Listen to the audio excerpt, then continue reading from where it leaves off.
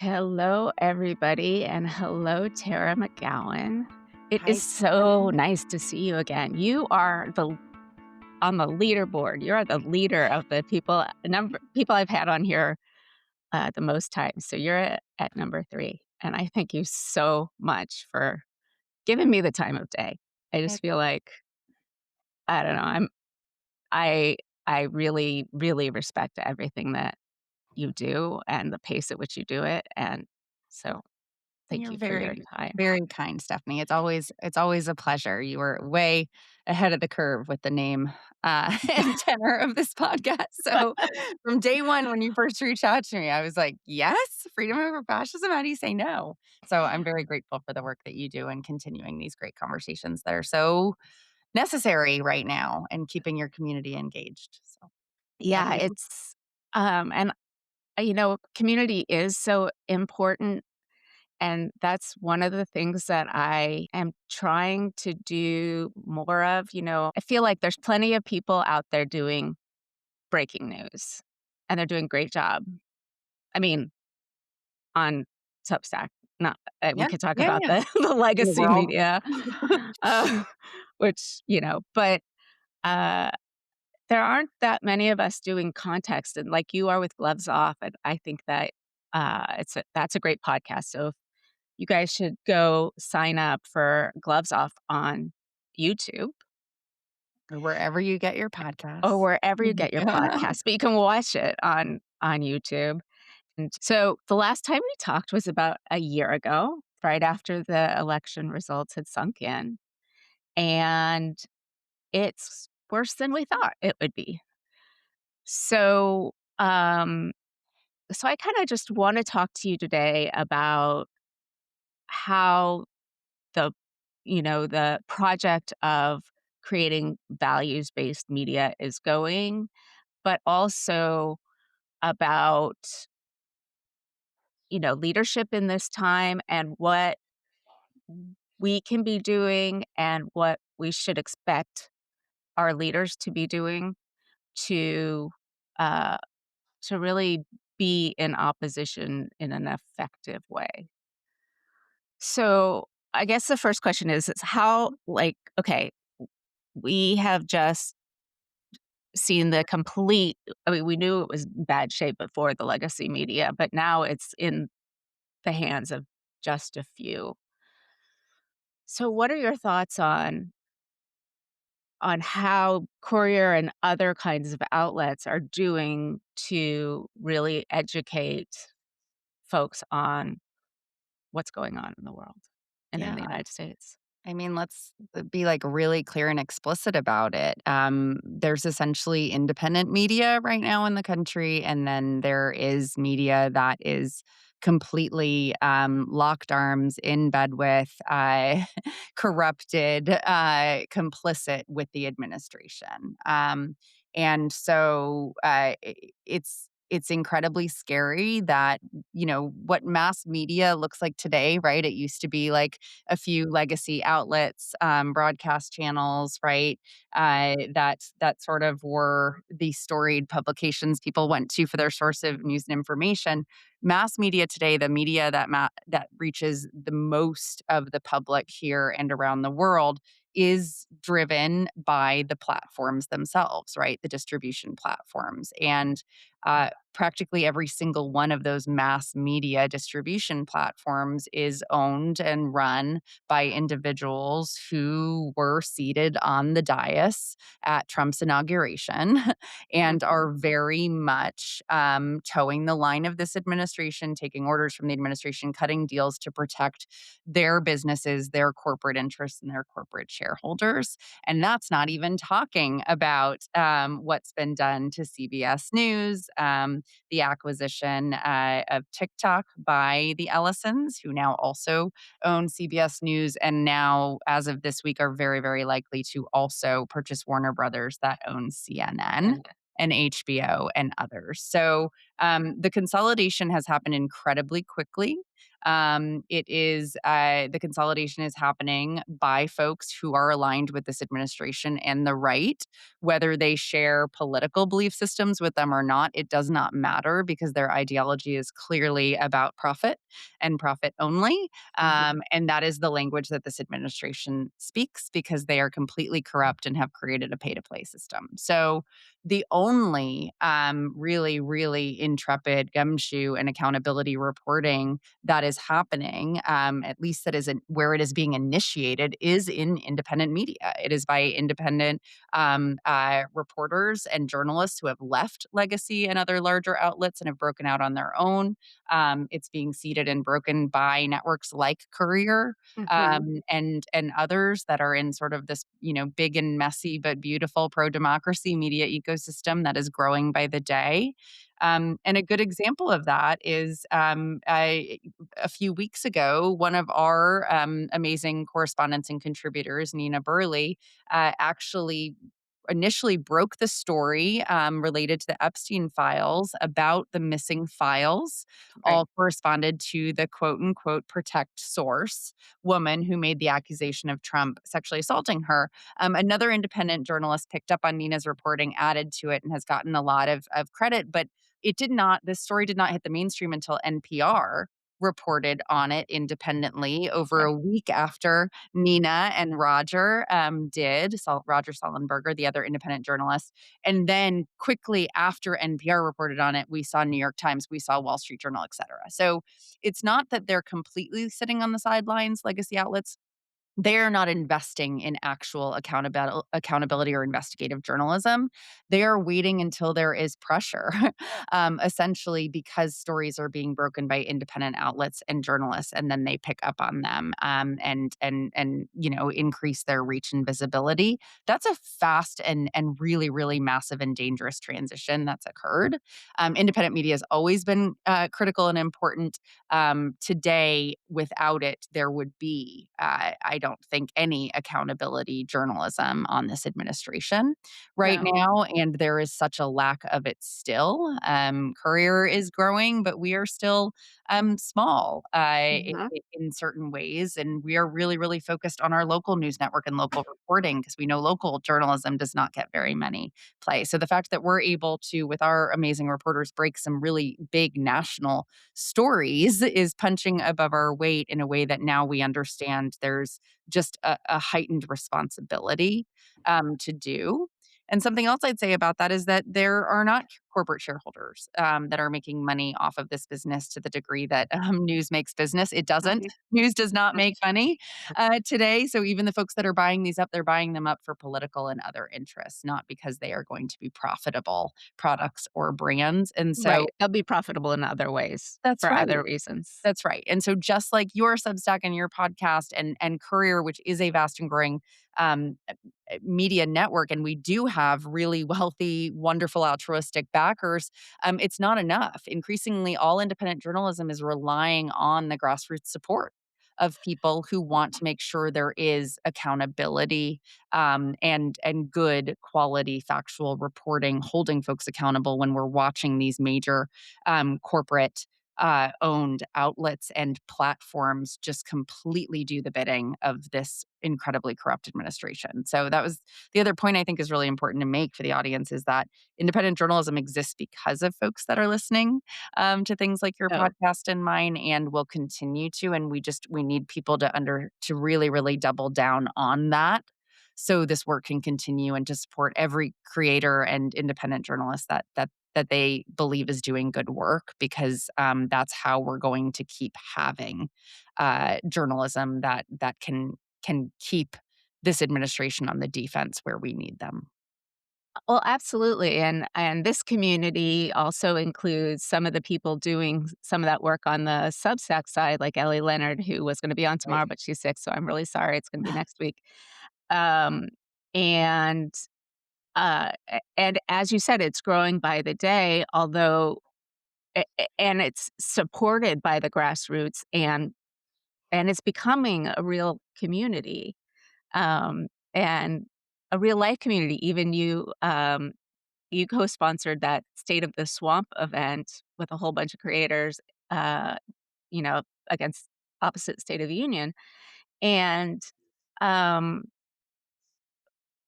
but I think that there's also a problem with that because everybody here in the chat or who will listen later, they're I'm sure they're tapped out because everybody needs a subscription, right? I even have to go through and like, okay, well, I'm paying these guys. Do I need to pay them anymore? Can I pay these other guys? Like Yeah, it's even if you stop, subscribing to the big um, news sources, it's hard. And on the creator side, um, people need support, and it depends. I wasn't actually planning on going here, but there's, the Jim Acostas, the Don Lemons, yeah, um, and then there's, the level down, the Joe Walshes and the Lev Parnas and then, I'm sort of at the fringes of that group, but it's really hard to keep producing content without income, that's right. and there's only so much of that to go around. So the way we're gonna do this is through community, is through being actually connected to each other. And, um, so, uh, I think that, that's a whole different it's an entirely different model than we've ever had before. There's been independent media, you guys have been around in the for a long time, but I think there's a lot of us out here that only are depending on independent media now because none of the rest can really be trusted. I mean, the Post and the Times after NPR picked up your reporting and Allie's reporting, and they get there eventually, maybe, but um, oftentimes not. And when I talk to people out in the real world, and I follow everything all the day, you know, every day, all the things. And it is amazing to me how many people just have absolutely no idea what's going on, especially out here. I mean, I'm in Minnesota, not in Minnesota, thank goodness. I have friends in Minnesota, but I'm in Massachusetts. So it's a different reality here than it is in a lot of places around the country, and it's easy to sort of get wrapped up in, especially if you have a lot of privilege, in just living, in day-to-day living. No, that's right, and also we run the risk of, always talking to ourselves. I mean, that's obviously something that's very core to Kerr's model from day one was that we did not wanna talk to an already very actively engaged audience that proactively informs themselves, consumes a lot of news and political information. That's not how right. Those are not the audiences, unfortunately, that win us elections, right, or actually drive folks over the finish line in very close competitive races and things of that nature. It's the folks who are not as tuned in because they have multiple jobs, they have lives, they also just can't and don't wanna handle it. I envy these folks, right? Like you and I were talking before we went live where it's like you have to put your oxygen mask on first. You have to be able to take breaks. The burnout, fear and threat is really real in this line of work. And the stakes feel higher every single day. And that's not just true for those of us who have made this our life's work and our career on top of something we feel passionately about personally, but it's also true of people that are just trying to stay informed and engaged because they're good and alarmed citizens, right? Mhm. Who hate what they're seeing happen to our country. The inundation is part of the strategy is to wear us all out so we are more tuned out, more apathetic, more cynical, and so that balancing act is a daily struggle for all of us. So from everything to the financial resourcing of this work to just the attention share and being able to build audiences and I do think community is often the solution in whatever form that makes, is supporting one another in the ways that we can, lifting up the good work. I also think we're still in the decentralization Mhm, chapter of the this sort of new media ecosystem that we're in. Inevitably, that always then leads to a consolidation era or chapter after that, where mhm, bigger brands and networks like Courier, as we've designed it, can pick up more creators and reporters to help them grow even more with our platforms and things of that nature. So folks aren't all just doing this work on islands. It's just not sustainable. no, So I think that's, that's a large part of our vision. And I know Midas does the same thing and Bulwark, right? It's like, how do you really build a trusted audience and then continue to add to it with more voices, more beats, more beat reporters, more analysis? mhm, So we are really building the new version of what large media is, but in a way that is independent and sustainable from diversified revenue. But it's all right. really hard. It And I think it always has been for independent journalism. It's just that now we're in a position that this country has not been in a very, very, very long time, and certainly never in this iteration with where technology is today and how fast it moves and fast communication moves, where we really are we are under a government regime that is purely going to be pushing out lies and propaganda, and has been day after day, and is suing anybody mhm, or bribing them in other ways to get them to not do this. So it is as dark a period as we often talk about now.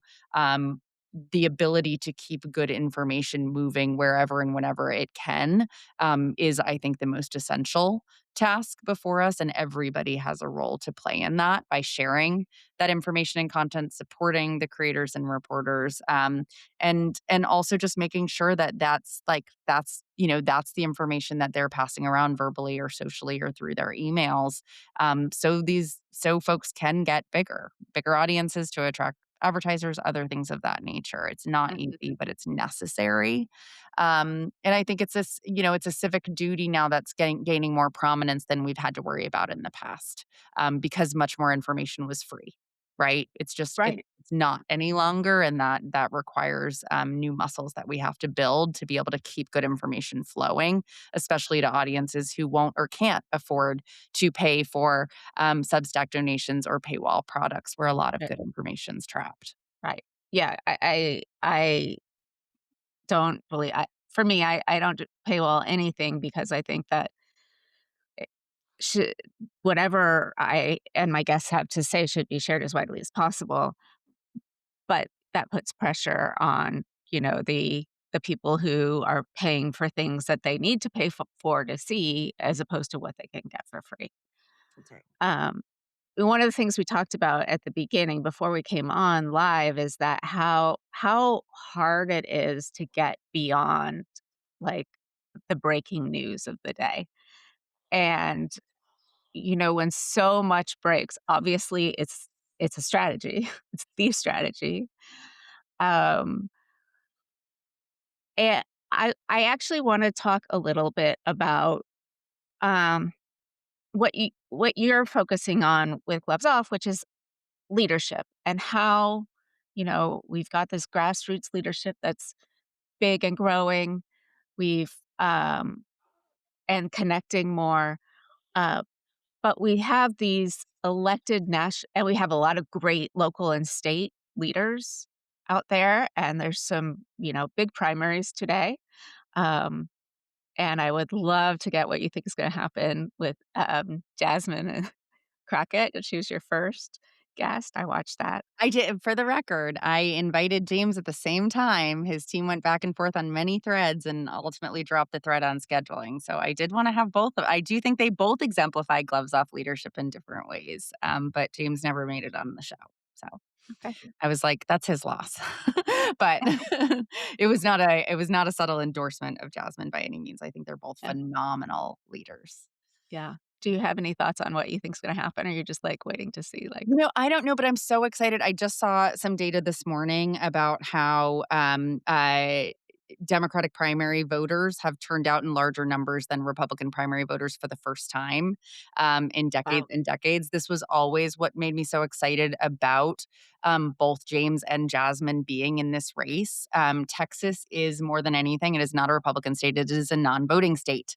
It is, and that is by design. The Republican-led legislature in that state has done everything in their power to make voting harder and more difficult, especially for young people in communities of color. They don't allow voter registration drives on college campuses. They don't, I mean, they do everything you could imagine, right? The playbook that now the president would like to see done writ large by nationalizing elections, which will not happen, has been done and tried and succeeded in Texas. And so, what it requires for a Democrat to win statewide, which has not happened in Texas in a very long time, is extraordinary, historic, unprecedented turnout. And that requires, like, that is why it is a very good signal to have two candidates that drive a lot of attention and enthusiasm to this race nationally and in state, because those are the numbers I'm going to care most about, is how many new registrants registered to vote and voted in the Democratic primary.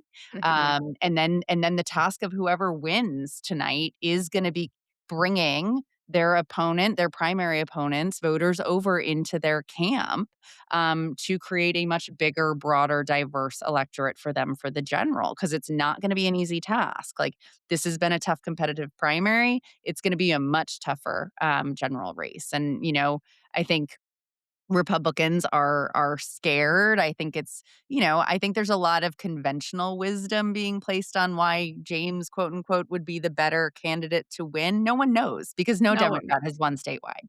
So, and I'm sorry, but we did run some very charismatic white male candidates in the past for statewide that fell Yes, we have. short. So, anyone who says that they have data to support why he would be a better general election candidate for Democrats than Jasmine is cherry picking, at best, and a lot of other potential things that they could be pursuing in that allegation. I just don't think it's true. I have no idea, and nobody does know what's going to happen. They both have different strengths and weaknesses, but my hope is that they both bring new voters into this process, and that those voters stick around because they know how high the stakes are, regardless of which one wins. And that's why I think primaries are so important, and they will make both of those candidates stronger, and both of them will be successful in what they do next. Mhm. So I really don't have a preference. That's up for to the Democratic primary voters in Texas to Texas. decide today. But I'm excited for whichever one comes through, and to figure out how folks can support them in beating Republicans for the first time, because that will be historic. We Democrats turn Texas blue, we can turn the whole country blue. Like, it takes away their biggest electoral weapon and machine is statewide Texas electoral votes. It does. One thing though that I mean, the elections won't be nationalized. It's just not a thing that can be done. But I worry about how much voter suppression can happen in the cities in particular where most of the Democrats uh, are grouped. And I worry about um, what will be done to stop the peaceful transfer of power. And I want to talk to you about this. I saw you had Dimitri Melhorn on, as did I. I got it right. You had him on, right? I have not had Oh, Dimitri is a very, very, very good, friend oh, and I mentor thought you and had. So I investor. had him No, he's on. not been on Gloves Off yet, but I did see that he was on this show, and I was delighted to see him, but yeah. Yeah. So what okay, so he, he's doing this whole gamifying of what could happen. But the main thing that he talks about is, what is going to happen on January, whatever it is, 5th, 6th of 2029 if Democrats manage to win an election. How will we force the peaceful transfer of power? Because the people in power right now aren't going easily.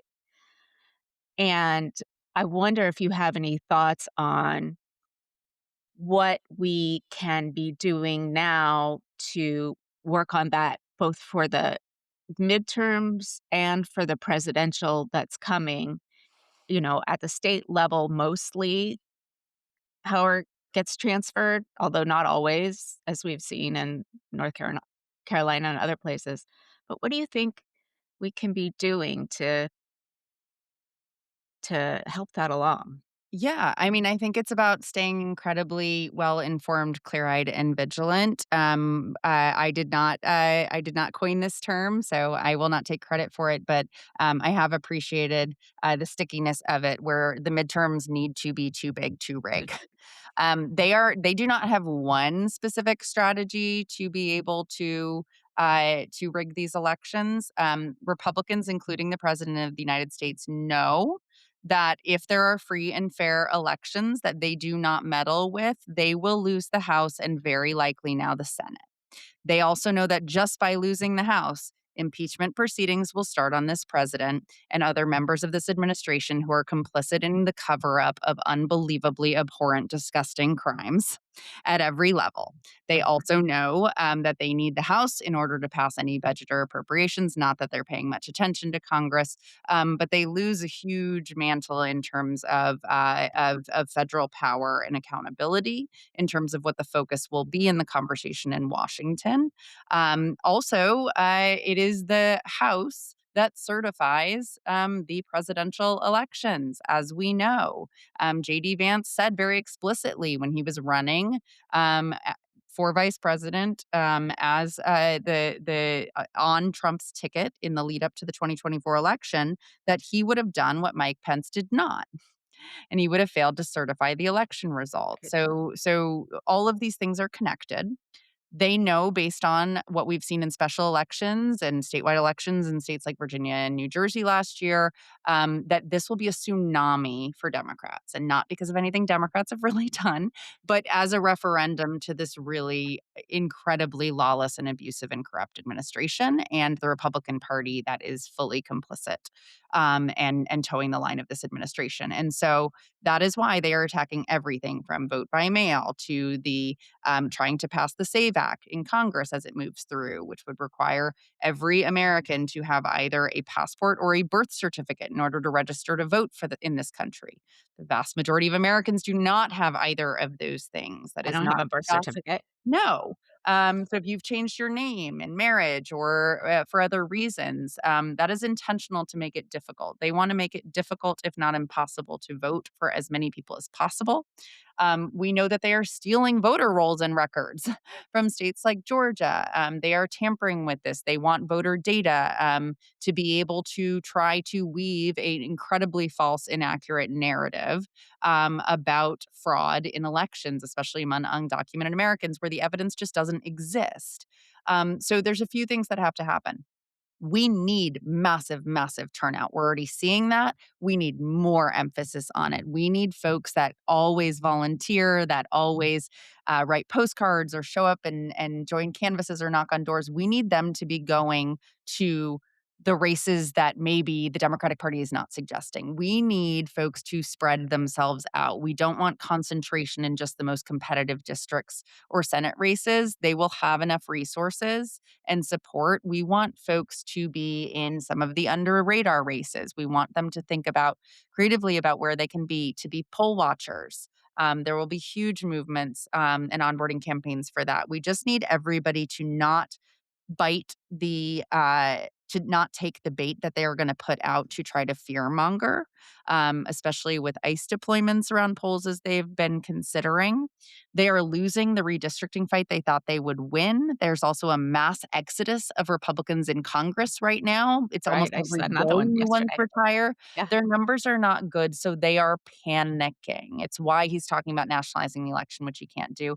It's why there was a leaked executive order that they have on the table that they, of course, have not signed yet, but suggesting that they will declare a state of emergency in this country to potentially delay or cancel indefinitely the midterm elections. Nothing is beneath these people, Right. right? And so we have to all be really clear and pre-bunk that, let people know this is what they're planning because they're saying it explicitly. So they Mhm. can't spin the narrative when they lose these elections by a landslide. And also, we need to be really, really lifting up the stories and the voices of folks that are doing the work within their communities on this, because I think that that's also really important, is that people need to know that that the numbers are such that they are, that people are showing enormous enthusiasm in spaces that they are, like, they are on the defense in this. They're not going to be able to figure it out.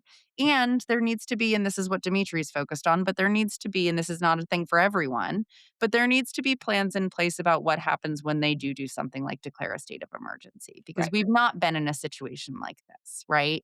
Where we're the ones talking about overthrowing a fascist regime in our government.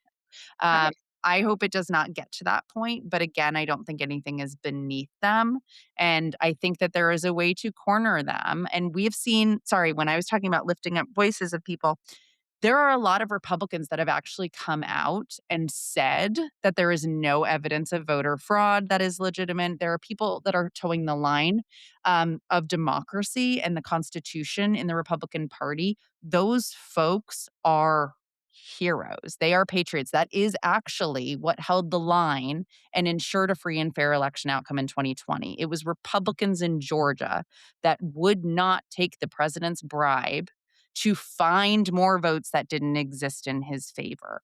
These are the folks we need to look to and support, because they really are at the front lines of this. I believe it's the governor of, I wanna say it's Oklahoma or Kansas, I should know this, but who's the head of the National Governors Association, who, when Wes Moore Yeah. was, like, disinvited to the president's dinner for governors, he came out and said, "Absolutely not, that none of us are going if a few folks are not gonna be invited."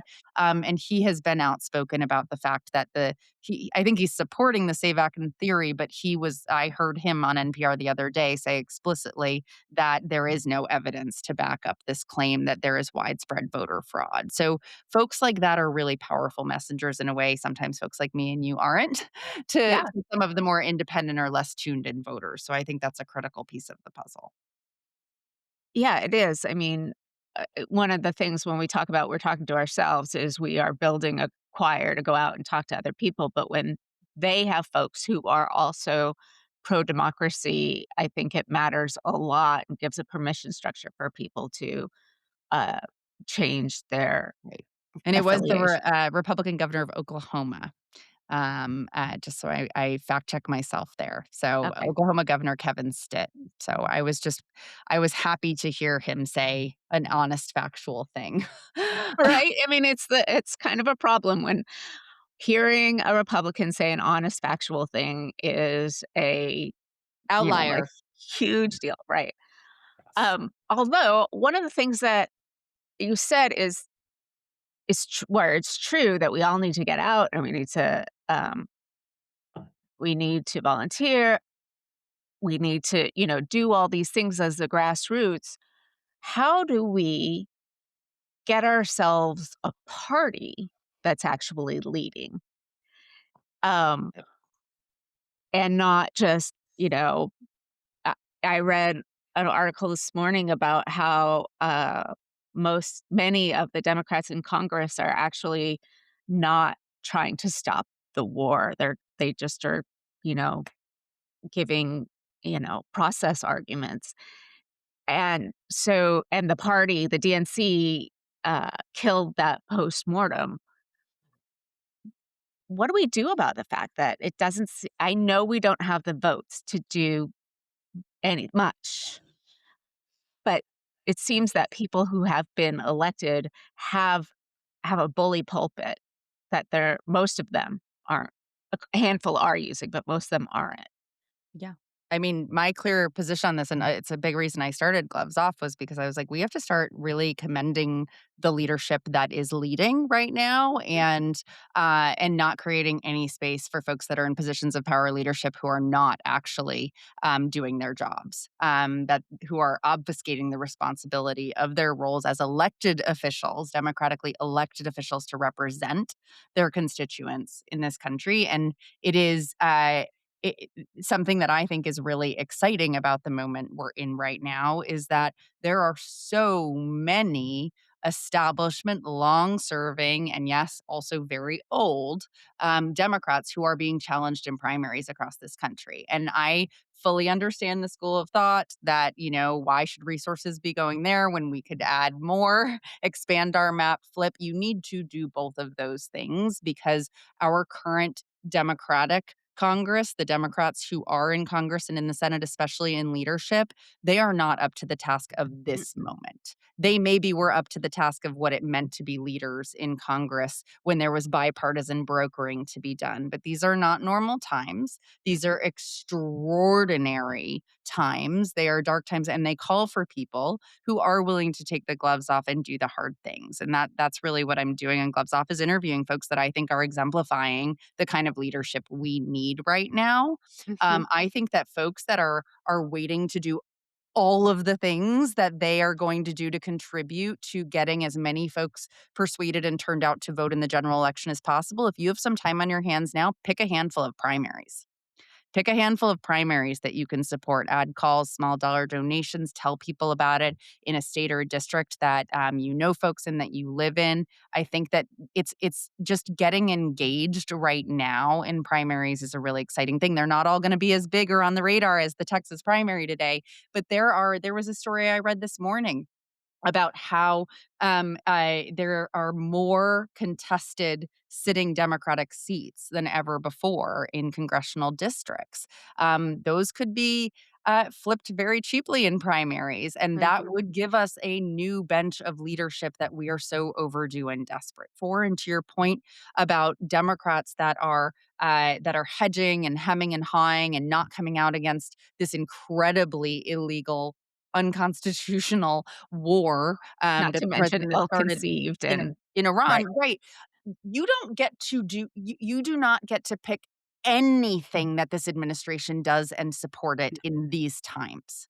It Right. it discredits you immensely, and I say that about the voting for judges under this administration. Yeah. Like, this idea that there are some things that they're doing okay, it's like the senators that voted to confirm any of their appointments, Right. as cabinet secretaries. I was screaming about this, and I was being called, dramatic for it back at the very beginning of this second term of President Trump, and yet now a lot of them have, like, come out and been like, "Oh, yeah, that was a mistake to, like, appoint Christy MSAT Noem or or Kristi Noem," or whatever it is. It's just insane. Like, you have their blood on your hands when you have supported that, and I think it's the same thing with the judicial nominees.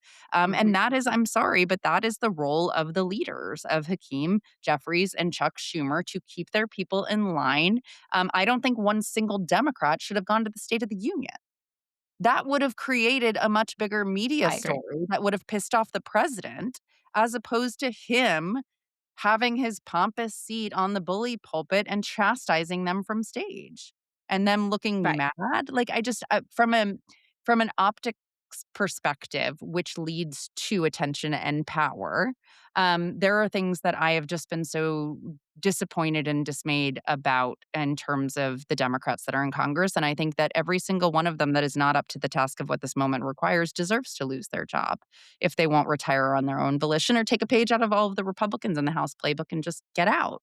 Go enjoy your Right. grandkids. But It's they won't, because most of them are I mean, that's I was talking to Amanda Lippman, and in her book, she was like, "We need younger," it's the boomers and the near boomers, and then the millennials, and I was like, "Wait, wait, wait, wait, wait, wait, I'm Gen X, like, get screwed every time," and she's like, "Yep, sorry, you're screwed this time too." Um, but the older folks, there are some great ones. There are. Ed Yeah. Markey is one of my guys, Oh, and age is he's age is not a phenomenal. determining factor. It just unfortunately tends to be a pattern of folks hanging on too long who Too aren't long. effective. But there are certainly, I mean, Bernie Sanders, he's got more energy than half of the Democratic caucus in the Senate. Right, exactly, but we do have a gerontocracy, and we are gonna need to turn it over, and I worry too that institutional Democrats aren't up to the task, and I think at the state level, we are and the local level, we're getting more, but it's gonna take time to filter up, and it's gonna take a democracy to be able to filter up as opposed to whatever we have now. That's right. Um, That's right. We get to choose these folks. So, like, and to your local level, it's like, don't just focus on the big races that make the headlines and drive a lot of the traction with the big audiences on social. We need to be thinking about every single seat, and if the person in those seats that we have the power to elect are really up to the task. so, um, I've asked all these questions that I've already asked the questions I came up with. Okay, I've asked a couple people this one, and I'm on the fence. So, can we vote our way out of this, Mm. or is it too late? I mean, it's necessary, but is it sufficient? It's necessary and it's not sufficient, is my answer. I believe that we all need to expand our toolkits and our understanding of what tools we have accessible to us. I think a big one is consumer power and economic boycott. We know that these folks and this administration, money talks more than anything else. We saw this with Disney and Paramount's reversal on Jimmy Kimmel with the uproar on that. Mhm. We have seen the traction that the banned episode of Stephen Colbert with James Tellerico got in terms of virality and views after the FCC threatened them to not publish that. Folks want freedom of speech in this country. They need to know the companies that are Mhm. supporting and enabling the administration, especially ICE operations. And they need to make it's when just regular American people understand the power they have with their wallets and how to use it and are willing to make some sacrifices in terms of convenience. I'm talking Amazon. I know. I struggle with this one. I know everyone does. And yet that stuff matters equally. And so, what we've even talked about internally at Courier as an advocacy news organization is how do we help educate our audiences and give them really meaningful actions to take that seem apolitical, right? But that are Mhm. directly related to some of the atrocities or the things that they just fundamentally disagree with that are coming out of this administration by impacting the businesses. Because who does Trump listen to? The business leaders that call him.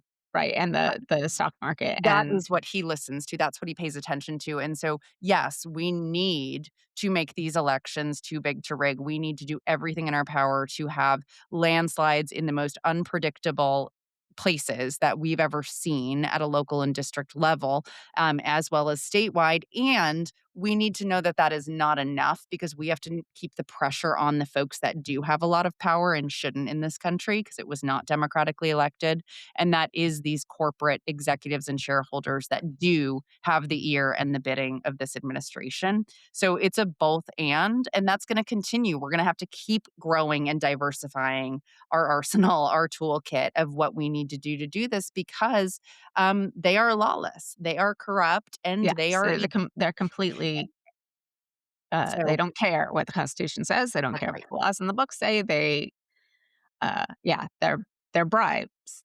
And I we mean, cannot they're give them what they want, which is for us to be fearful, apathetic, cynical. Anytime you're feeling any of those things, be like, that is how I want, that's how Trump wants me to feel. So I am not going to feel that way. I am going to be brave. I am going to do more. I am going to step up. And I think we all saw that in Minneapolis. We all saw that after Renee Good and Alex Preddy's murders, that more people came out into the streets to protect their neighbors. More people signed up for trainings on how to observe ICE in their communities. That's what we have to keep doing is showing that we will not be afraid and we will not bow down to this corruption. And then they can't win. It was actually Kara Swisher said it on my podcast a few weeks ago. She was like, "It never ends well for these guys. Like, who knows how long it'll take? There'll be a lot of damage. There'll be a lot more destruction, but it never ends well. Like, good will prevail, but we are the good that have to prevail, and we have I to was just actually surprised because she's usually not that optimistic. No, she's actually quite quite dry and dark usually, and she was telling me on the podcast called Gloves Off I started that I needed to not lose hope, and I was like, "Okay, Carol, let's go." So Yeah. she's right. She's right. It doesn't end well for them. It doesn't, and I think what we don't have in the United States is a really good understanding of long time frames. There are some Right.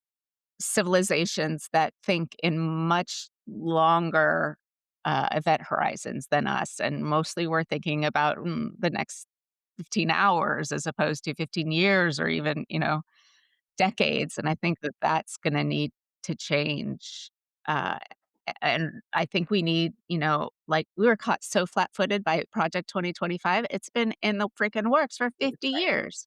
I mean, That's it's right. ridiculous that we didn't know, and so I want us to be coming up with a tricentennial plan for 2075. What do we want this country to be? And I worry that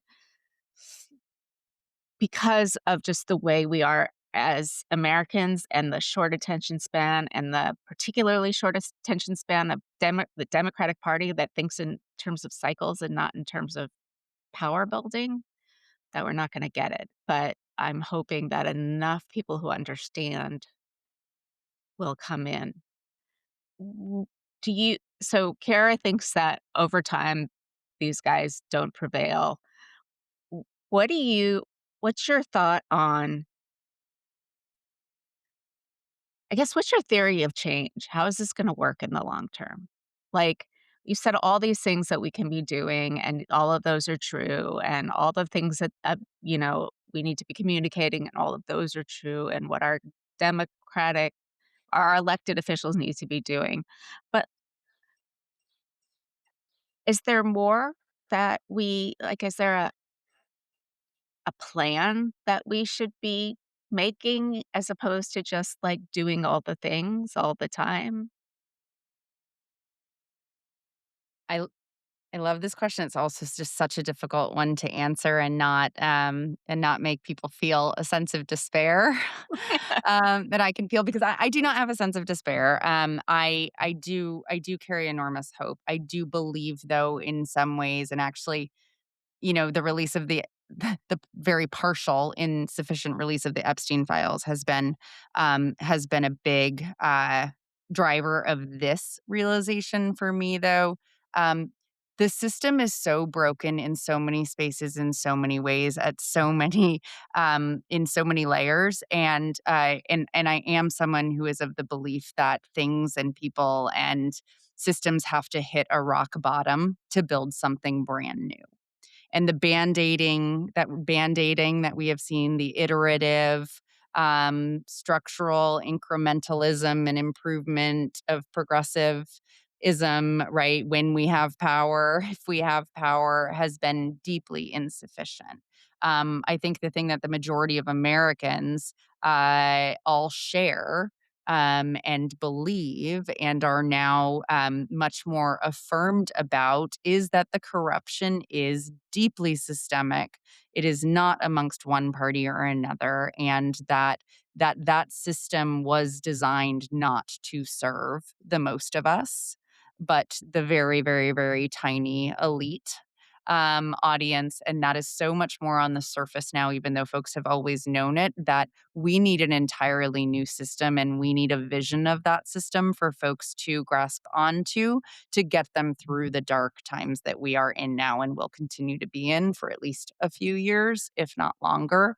And so I don't have that crystallized vision to share with people. I know that it won't be just one person, but it will take leadership that are willing to come out with that vision. I mean, I think what we saw with Zoran's incredible campaign was that he could stay focused on what mattered to New Yorkers Mhm, and also be brave and bold in opposition and masterful power moves in dealing with the administration to protect New Yorkers from retribution from the president. Like that, I will always point out his incredible leadership. I think he is a once in a lifetime transformative leader in how he's handled himself, but that can have a real ripple effect. And they mhm, don't have to share the same policy solutions or ideals either. But I do think that we have to be able to do both, and we need to support leaders and lift up leaders who can do both, as he exemplified, right? He had mhm, vision and solutions, and he has delivered already